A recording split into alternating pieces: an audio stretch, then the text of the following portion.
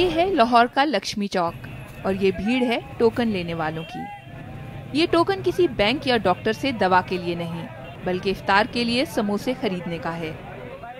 मंजूर भट्ट की खानदानी दुकान यहाँ कयाम पाकिस्तान से पहले से मौजूद है। हर बरस रमजान में इनकी सेल पूरे साल का रिकॉर्ड तोड़ देती है। आम दिनों में 2000, 1800, 2000 और रमजान में हमारा माशाल्लाह 5000 तक समोसा जाता है। हर चीज की तरह समोसे जैसी अवामी गिजा भी महंगाई के तूफान की जद में है। इस वक्त लाहौर में समोसा 10 रुपए से 24 रुपए तक में फरोख्त हो रहा है।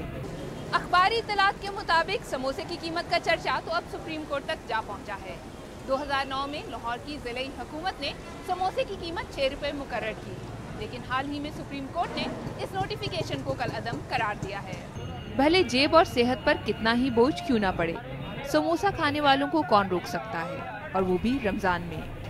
इसमें घी वगैरह या कोलेस्ट्रॉल वगैरह बहुत ज़्यादा है, लेकिन उसके बावजूद हम लोग ये चीज़ें पसंद करते हैं। मजबूरी बनी हुई है, क्या है कि मीठे के साथ नमकीन दिल करता है खाने के लिए, इसलिए खाते हैं। और ये इस चीज़ के शौकीन है तो स्पेशल चीज़ है, रमज़ान में तो चलती है। फिर समोसा रोज़ों में जहां बहुत से लोगों की जेब हल्की करता है, वहीं मुनीर अहमद जैसे दर्जनों अफराद को ईद की तैयारी के लिए आर्जी रोजगार भी फराहम करता है। सिर्फ रमज़ान में करता हूँ, क्योंकि रमज़ान में इनकी बिक्री हो जाती है, 4 पैसे बन जाते हैं। हुकूमत रमजान में अशियाए खुर्दोनोश की कीमतों पर नजर रखने का दावा तो करती है, लेकिन समोसा फरोशों को इस हवाले से खुली छुट्टी है। शुमाइला जाफरी, BBC, लाहौर।